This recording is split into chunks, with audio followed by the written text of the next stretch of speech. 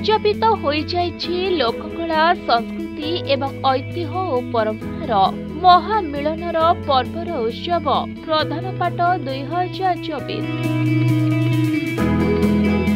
देवगढ़ बड़बगिचा पड़ियारे 18 तारिख रु 22 तारिख जाए 5 दिन व्यापी एही जिला महोत्सव बेस धूमधाम सह पालित होइछि। लोकगीत लोकनृत्य सह प्रत्येक संध्यारे जमिथिला सांस्कृतिक आसर। ओडिशार बछा बछा अभिनेता और कंठशिल्पी संगीतर ताले ताले झुमिथिले हजार हजार दर्शक। आज उत्सव पदार्पण उद्यापन दिवस रे मु उपस्थित रही निजको आनंदित मन करुछि। उत्सव पदार्पण आज विपुल जनसमागम होइछि। उत्सव प्रधान पाठ आजिर उद्यापन उत्सव रे आपनमनक सम्मुखरे मंचरे नृत्य परिवेशन करबाको उपस्थित अछंती पुष्पक डांस एकेडमी कोलकाता प्रधान पाठ 2024 अवसर रे मु सर्वप्रथम आम देवगढ़ सहरवासी तथा जिलावासी मो तरफ हार्दिक अभिनंदन ज्ञापन करित ए जिलार कला संस्कृति ऐतिह्य परंपरा ताकू उज्जीवित करी रखिबा पाई ये मंच एक प्रकृष्ट स्थली एवं आगामी दिन रे निश्चित भाव रे जिल्लारू उत्तम कलाकार बाहरिबे एवं राज्य जिला तथा राज्य बाहर निजर सुनाम अर्जन। माननीय मुख्यमंत्री देवगढ़ जिलार पर्यटन विकास जो सब उद्यम शुणु प्रिय मुख्यमंत्री ए जिलार पर्यटन विकास पाई विभिन्न कार्यक्रम हाथ को नहीं विभिन्न निर्देशनामा जारी करिसेंती। विभिन्न विभाग से टूरिज्म विभाग तो आरंभ कर जंगल विभाग तो आरंभ कर विभिन्न विभाग को निर्देश जारी करिसेंती एवं ताहारी माध्यम रे आम देवगढ़ जिला आगामी दिन रे पर्यटन स्थली गोटे केन्द्रबिंदु हम तहिरे दुरुक्ति करबार ना। उत्सवर शेष दिन समय जेतिकी कड़ुतिला लोकंक उत्कंठा सेतिकी बढ़िथिला। संध्या हेबा क्षणी उत्सव पड़ियारे हेई जाउथिला जनसमुद्र। पॉलिसी मेला ठारू खाद्य मेला और मीना बजार सबुठी भीड़ लागिथिला।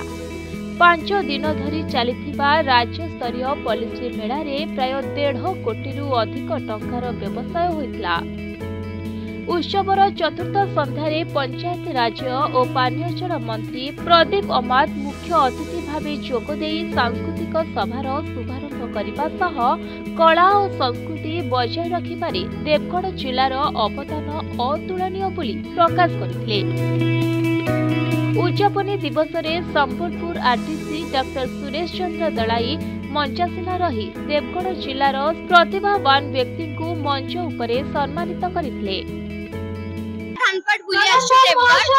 पॉलिसी मेला आ कल्चरल प्रोग्राम सब बहुत बढ़िया चली से आ हमें बहुत एंजॉय भी करू छु। So thank you to the administration of Deogarh. कौन सब मजा ना लगी आता सीमा में मास्टन शैलेंद्र आश्चन तो हमें ताकर सॉन्ग एंड डांस रे बहुत एंजॉय कलु आ आज दिनटा ही सब बेसी भल लागु छी। सो थैंक यू। बहुत एक्साइटेड है हमें सीमा में आया तो और भी एक्साइटेड है। ढोल निशाण तासा और महुरी ध्वनि रे दुलुकी उठुथिला सांस्कृतिक मंच। विभिन्न संध्यारे हॉलीवुड सिंगर और चलचित्र अभिनेता जोगदे परिवेषण करथिले सांस्कृतिक कार्यक्रम। आकर्षणीय खोला मंच सांगकु 5 दिन व्यापी स्टार नाइट रे झुमिथिले लक्षाधिक दर्शक। अन्य वर्ष तुलन में दर्शक एवर्ष रंगारंग कार्यक्रमर भरपूर मजा उठाइथिले।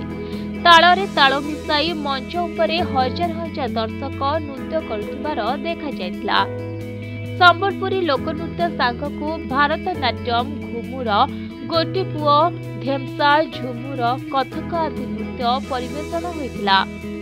फर्स्ट टाइम मोर माने देवगढ़ उत्सव वाला फर्स्ट टाइम आइसली आ सेते लागि म जिला प्रशासन को बहुत धन्यवाद देवाले चाहमी आ वंडरफुल ऑडियंस पूरा जबरदस्त जोश आ बहुत सुंदर लागिला आ जबरदस्त माने पिला माने बहुत एंजॉय करिछमा एक्चुअली मतलब टिके टाइम कम हो गला 2 घंटा जगह मतलब 3 घंटा हवार कथा संबलपुरी आ कोटकिया विषय कोन कहिबे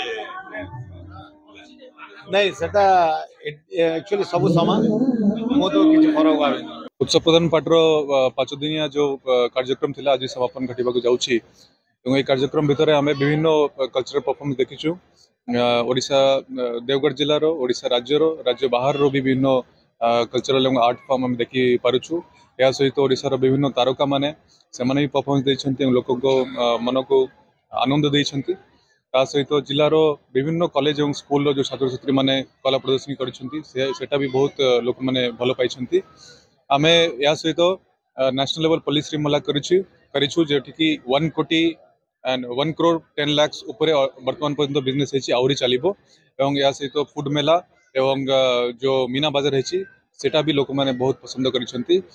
तेबे सांस्कृतिक कार्यक्रमर मजा नेबा सह पॉलिसी मेला खाद्य मेला कृषि उद्यान मेला और मीना बजार किना बिकार मजा नैथिले जनसाधारण कला संस्कृति लोक कलार झलक देखिबाकू पाइथिले दर्शक।